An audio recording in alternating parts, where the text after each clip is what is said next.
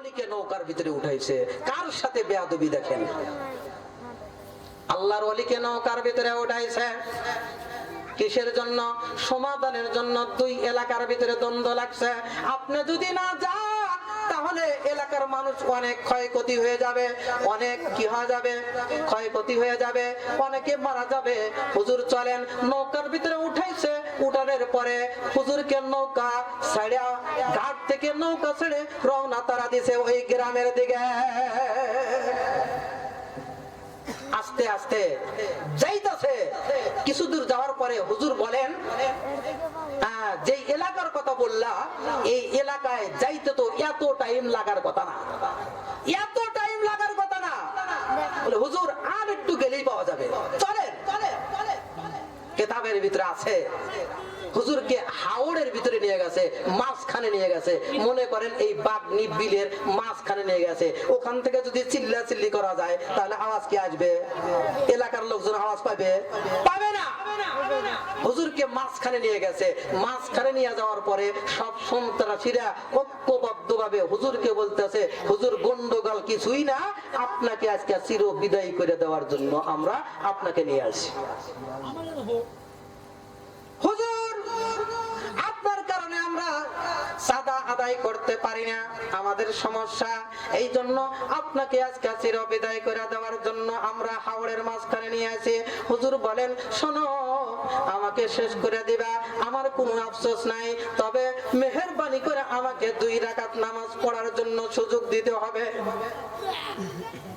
সন্তানরা আমার আমার চিন্তা করে, হুজুর 2 রাকাত কেন আপনাকে 4 রাকাত নামাজ পড়ার জন্য দেব? আজকে কোন নামাজ, আপনার কোন নামাজ আমাদের হাত থেকে আপনাকে রক্ষা করতে পারবে না। আল্লাহর ওলি সুন্দর করে ওযু করছে, ওযু করে নৌকার ভিতরে নামাজের ভিতরে দাঁড়ায় গেছে। সব সমস্যার সমাধান দিতে পারে আল কোরআন। কি বলেন? সব সমস্যার সমাধান দিতে পারে আল কোরআন। বলেন না, সব সমস্যার সমাধান দিতে পারে আল কোরআন।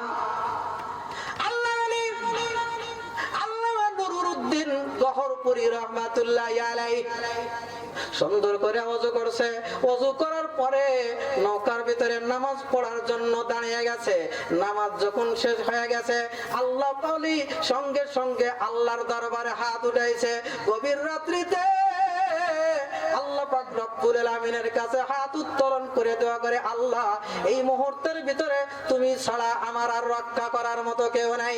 আল্লাহকে আল্লাহ বলে ডাক দিছে, চোখের পানি ছেড়ে আল্লাহর কাছে হাত উত্তোলন করে কান্দে। আল্লাহর ওলি কান্দে, আল্লাহ আজকে যদি তুমি এই বিপদ থেকে আমাকে রক্ষা না করো, কেউ আমাকে রক্ষা করতে পারবে না।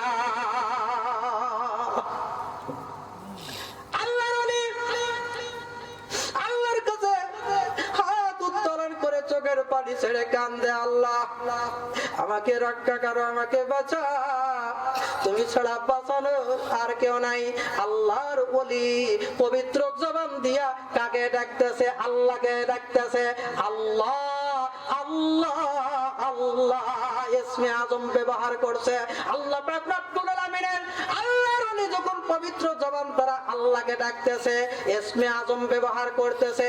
ওই যে প্রথমে বলছিলাম আল্লাহর জাতি নাম, ইমামে আবু হানিফা রাহমাতুল্লাহ আলাইহি বলছেন ইসমে আজম। ইসমে আজম এমন একটা দোয়া, যে দোয়া পড়ে দোয়া করলে আল্লাহ পাক রব্বুল আলামিন ফেরত দেয় না। আল্লাহর ওলি হাত উত্তোলন করে আল্লাহর কাছে দোয়া করে, আল্লাহ তুমি ছাড়া আমার রক্ষা করার মতো কেউ নাই। আল্লাহ ওলি যখন আল্লাহকে গোপনে ডাক দিছে, আল্লাহ পাক রব্বুল আলামিন তার দোয়াকে কবুল করে নিছে। কিতাবের ভিতরে আছে, সঙ্গে সঙ্গে মুহূর্তের ভিতরে আকাশ থেকে আল্লাহ পাক রব্বুল আলামিন মেঘ প্রেরণ করে দিছে।